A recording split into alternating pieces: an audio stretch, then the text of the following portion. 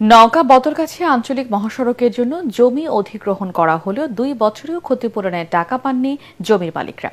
এই জটিলতায় থমকে আছে সড়ক নির্মাণ কাজ।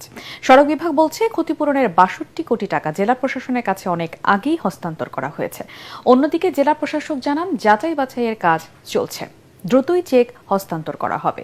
নওগাঁ প্রতিনিধি রায়হান আলমের রিপোর্ট জানাচ্ছেন মুশফিকুর রহমান। 2 বছর আগে শুরু হয় নওগাঁ বদলগাছি আঞ্চলিক সড়ক প্রশস্তকরণের কাজ।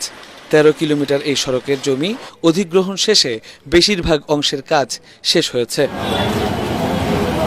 তবে ঠ্যাংভাঙা মোড় থেকে কীর্তনপুর বাজার পর্যন্ত 5 কিলোমিটার সড়কের কিছু জায়গায় জমি থেকে স্থাপনা সরানো বাবদ 10% টাকা কেটে নেওয়া নিয়ে তৈরি হয়েছে জটিলতা।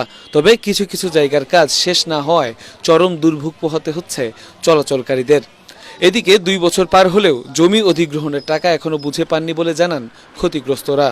এই রাস্তা অ্যাকোয়ার হওয়ার পর আমরা তো জমি সরকার যেহেতু জমি নেবে আমরা জমি দিয়েও দেয়। গভর্নমেন্ট আমাদের বিল্ডিং নিয়ে নিছে, এটা নিয়ে নিব, ওনারা টেন্ডার দিবে, কিভাবে দিবে ওনাদের বিষয় সেটা। কিন্তু এই জটিলতার কারণে আমরা 1 বছর থেকে ডিসি অফিসে করতেছি। আমাদের কাগজপত্র সমস্ত জমা নিচ্ছে, নেওয়ার পর এই জমিগুলো আমাদের টাকাও দিচ্ছে না এবং আমাদের দীর্ঘদিন যাবৎ ঘুরাচ্ছে ডিসি অফিস থেকে। ক্ষতিপূরণের 62 কোটি টাকা জেলা প্রশাসকের কাছে 5 মাস আগেই হস্তান্তর করা হয়েছে বলে জানান সড়ক বিভাগের এই কর্মকর্তা।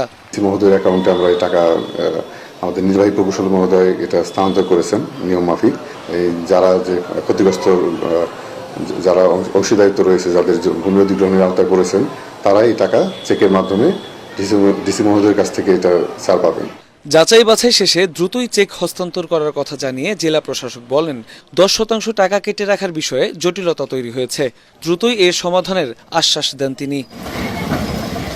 ভূমি মন্ত্রণালয় আমাদেরকে স্পষ্ট না করে দিয়েছে এই কারণে যে এটি আমাদের যে অধিগ্রহণের নীতিমালা তার সাথে সাংঘর্ষিক হবে। তারা বলেছে তারা আন্তঃমন্ত্রণালয় সভা করে সিদ্ধান্ত নিয়ে আমাদেরকে জানাবে। দ্রুত ক্ষতিগ্রস্তদের টাকা বুঝিয়ে দিয়ে সড়ক প্রশস্তকরণের কাজ শেষ করার দাবি এলাকাবাসীর। মুশফিকুর রহমান, ATN বাংলা।